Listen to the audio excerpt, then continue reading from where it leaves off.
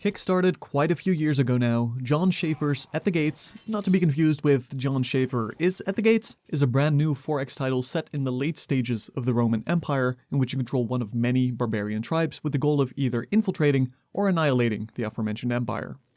Now, At the Gates is as interesting as it is unfortunately tedious, which is to say it'll appeal to a particular kind of hardcore 4X or explore, expand, exploit, and exterminate fan.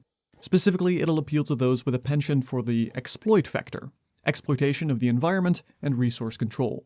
That is very much the main hook of At the Gates. You will constantly consume the depleting resources around you as you move your clans across the map. But as I try to find my way to Rome, I can't help but feel that it needs more. In At the Gates, you play as one of 10 different tribes, ranging from the Goths to Saxons to the Huns led by Attila. There's not a lot of difference between tribes. For the most part, there's subtle adjustments to how you play the game, such as an increase in starting resources or clansmen. I specifically mentioned the Huns for they are easily my favorite, starting with a horse archer unit, but being unable to create structures. I think the Huns as such embody the strength of At the Gates the best. Let me explain. At the Gates relies first and foremost on your clans. You start with one settlement and you'll never increase this number. At the Gates does not feature traditional use of cities or bases, and although there are structures, these are generally temporary placements. Now your settlement isn't a permanent placement either. You can and should on occasion pack up and relocate in order to get to greener grass. Between transitions, you are constantly training and moving your clans, with new ones gained at a steady rate influenced by your growing fame. The result of these systems is a satisfying need to constantly juggle your clans from resource to resource, improving their profession, their task, as you gain access to better harvesting and production methods through research.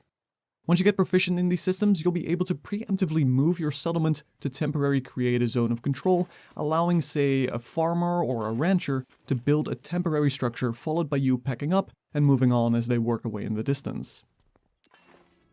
Your approach, then, should ideally be a quick scan of the environment around you, figuring out what you can use and which professions your starting clans need in order to most optimally harvest the resource nodes around you.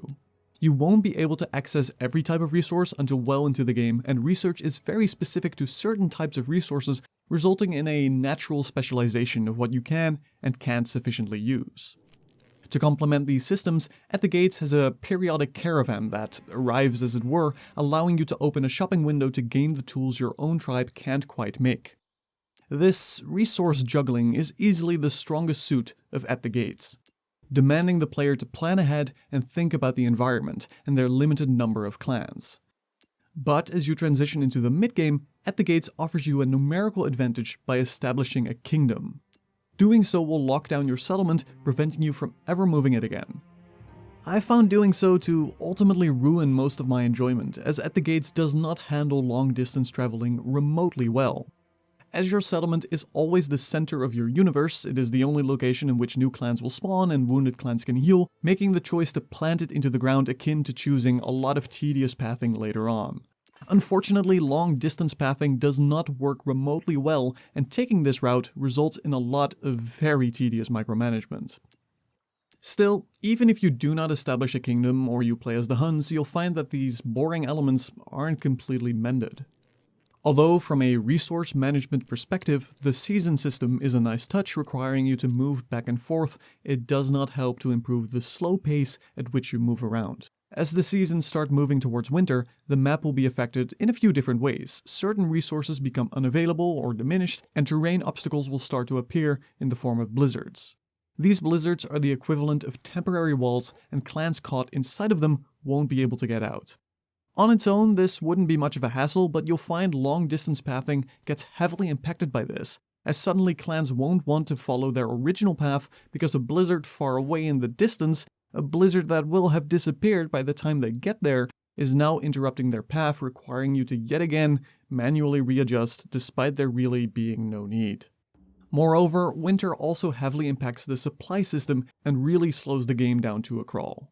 To be brief, every clan needs supply, and every piece of terrain contains a small amount of it. During winter, this terrain supply is next to nothing, resulting in your clans frequently running out of supply, and when this happens they'll start to lose a significant chunk of health, among other things. The end result is that during winter you'll generally be moving in very small increments, especially if you're relying on military units where health really matters. In fact, I found virtually all the damage I took during my games were simply because of a lack of supply. Not to mention how frustrating it can be attacking an enemy clan, successfully defeating them, only to realize you now moved your clan into a spot without supply and no points to encamp and diminish this problem, resulting in them taking a much larger beating from terrain than they ever did from combat. Regarding enemy clans, At the Gates is a game with asymmetrical balance. Enemy factions often start with more units and encampments. Map design-wise, it is a pleasingly realistic layout, resulting in entire areas filled with obstacles or resource shortages. Areas you might start in, while enemies won't. Working around this imbalance and player versus environment is the main goal here, and for the most part it works well. But ideally, the presence of enemy factions should create a certain tension and interaction, a potential for exploitation and extermination. Sadly, that is not really the case in At the Gates, as enemy AI is very underdeveloped. Oftentimes they stay in their own structures and seemingly aren't very goal-oriented. Diplomacy too is in dire need of more, as calling it basic is an understatement, allowing for only brief exchanges and demands which generally go nowhere. Additionally, going to war with a faction doesn't bring you much other than a small influx of resources when pillaging. You can't ever actually destroy their settlements. The most you can do is capture and hold, forcing you to keep a unit in that location without much personal gain. Oftentimes, Forex games work around these kind of issues with the introduction of certain research or upgrades. For instance, only being able to heal in your own settlement could have been expanded with a research branch that allowed for distant healing, but At the Gates doesn't have research quite this advanced. If not for the fact that I enjoy the natural resource specialization that occurs, I'd call research in At the Gates almost a little bloated. There is a lot, but most of it you'll end up ignoring, as you have no use for it, and by and large all of these resource choices are very small, incremental improvements besides the obvious resource unlocking. Moreover, a common issue Forex games usually have is that the exploration element starts to fade away drastically as you enter the mid-game, which in turn reduces the urge to finish a game as there is seemingly less to see. Sadly, At the Gates is no exception to this rule.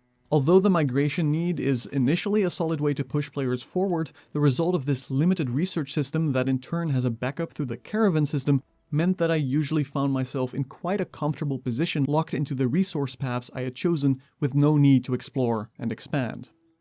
Amplified by the lack of AI pressure, no diplomacy to exploit, or satisfying wars to wage, At the Gates crumbles past the mid-game and starts feeling very empty.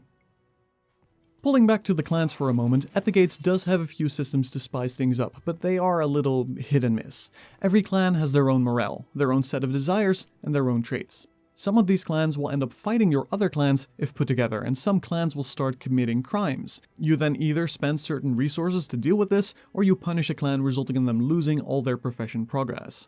Alternatively, you could let them get away with their crimes, but this comes at a major morale cost.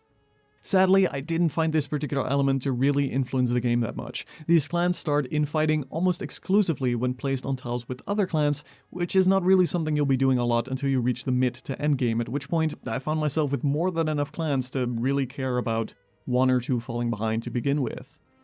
Desires, however, are a more compelling type of event. A clan might desire to switch to a social or subtle profession, requiring you to pull them off the field back into your settlement for retraining. Alternatively, a blacksmithing clan might want to become a hunting clan. Playing into these desires at the right time is yet another way to optimize your resource exploitation. Ultimately, the game needs more. It needs more events to create more variants, it needs more intriguing research paths to pursue, it needs better AI and more advanced diplomacy. As it stands, At the Gates has an enjoyable start if you like dealing with resource management, but it really falls apart once you hit the mid-game. The only real source of tension comes in the form of Famine, but even Famine doesn't really threaten you that much, but rather slows down the game more as it reduces your research and clan growth rate, but it won't really cause you to lose or feel threatened. Moving your board pieces across the map is usually not the strongest element of Forex games, and although the map is well crafted, the tedious movement and pathing elements in At the Gates only serve to make this more of an issue. As it stands, unless you're a big fan of exploiting resource nodes in Forex titles, I can't recommend At the Gates at launch. Thank you for your time, my name is Ben Haas, and I'll see you in the next video or livestream.